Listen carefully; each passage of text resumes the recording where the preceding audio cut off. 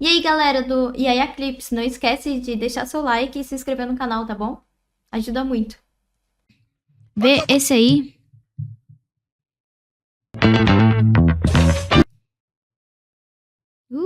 Interessante esse aqui. Ué.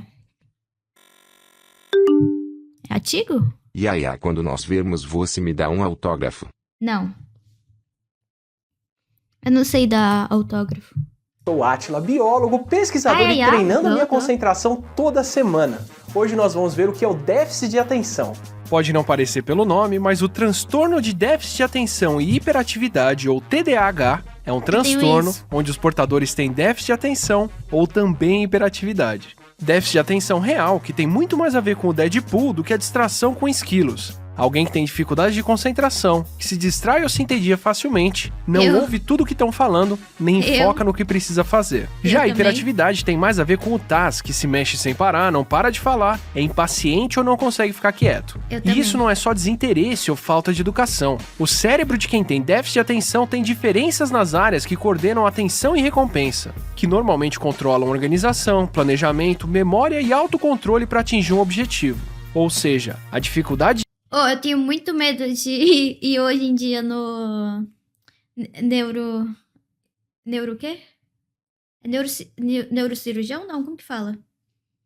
Essa porra aí. Ver como que tá meu cérebro. De quem tem TDAH é ter menos autocontrole para dedicar atenção ao que é chato de fazer. Ou pelo menos não é tão interessante, já que a recompensa vai acontecer só depois de muito esforço ou muito tempo. Já em atividades com recompensas mais imediatas, como esportes ou videogames, quem tem TDAH pode se envolver bastante e inclusive focar demais no que está fazendo. E isso é herdável. Déficit de atenção é mais comum entre irmãos gêmeos do que se esperaria por chance, ou seja, tem causas genéticas.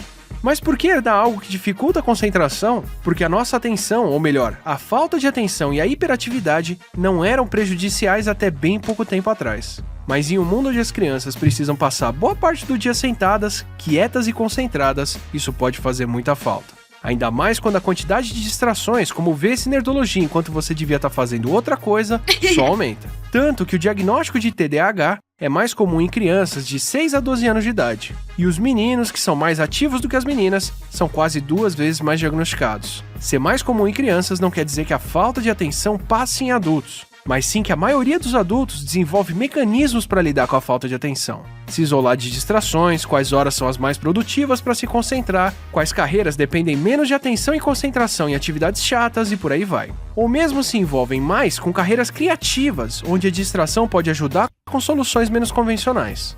Mas enquanto temos um sistema de ensino que depende de crianças quietas e comportadas estudando para o vestibular, aquelas que não conseguem se encaixar saem muito prejudicadas.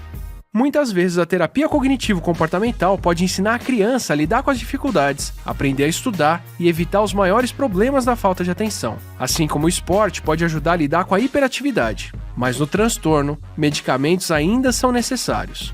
Como Alan Schwartz conta em ADHD Nation, o Michael Phelps tem?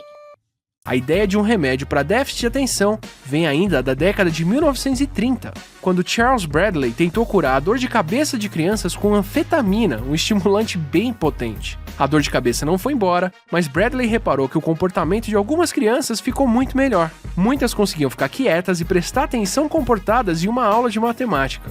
Mas o remédio que ficou famoso e foi muito mais usado é o metilfenidato, que ganhou o nome comercial de Ritalina, porque era usado como estimulante pela tenista Marguerite, ou Rita, esposa... Eu tenho medo de tomar Ritalina, mano, porque falam que deixa a pessoa apática, né?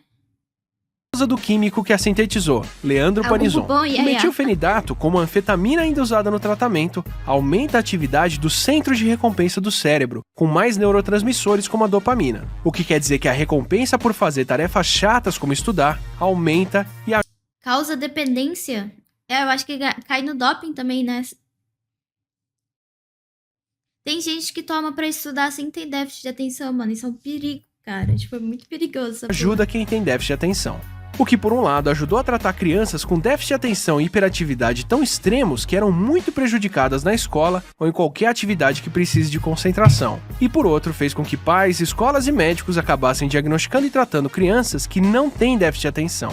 Tanto que nos Estados Unidos, 2 ou 3 vezes mais crianças são tratadas para TDAH do que era o esperado na população, ao ponto que um grupo canadense descobriu que as crianças mais novas da sala, aquelas nascidas em dezembro, têm muito mais chance de serem diagnosticadas com déficit de atenção do que as mais velhas. Ou seja, estão confundindo o comportamento das crianças menos maduras com um transtorno, quando na verdade elas só são muito novas para se comportarem como esperado. Enquanto aqui no Brasil, ainda temos o problema oposto. Muitas crianças que têm déficit de atenção e precisam de tratamento não sabem. E mesmo algumas pessoas que não têm déficit de atenção podem melhorar o desempenho mental tomando medicamento. Por isso, remédios para déficit de atenção estão sendo usados por advogados, cientistas, alunos de faculdade e mais um mundo de gente que precisa estudar por longas horas, mas não precisa de verdade desse tipo de ajuda. Um verdadeiro doping mental que esquece dos efeitos. Mano, eu nunca quis fazer tratamento porque é com Ritalina, né? Aí a Ritalina deixa você uma pessoa apática. Eu já sou muito apática, tá ligado? Eu não sou uma pessoa, muito expressiva e tal. Eu sou muito imperativa comigo mesma, assim. O Slate 23 enviou 50 bit.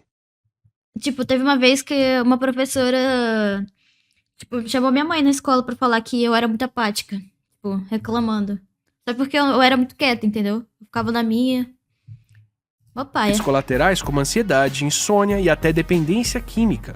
E em situações como um vestibular, deixa em desvantagem quem estudou sem essa ajuda. Mas ainda vamos falar de drogas mentais em um outro episódio. Ser desatento ou se distrair facilmente não quer dizer que você tenha déficit de atenção. Para isso serve o diagnóstico médico. Todo mundo procrastina, tem dificuldade para estudar, começa e não termina projetos. Esse vídeo mesmo deveria ter um outro final, mas outra hora eu posso fazer. E eu já queria começar a fazer o próximo. Melhor remédio ao esporte, sim. Oferecimento da ele sempre recomenda fazer esporte, né?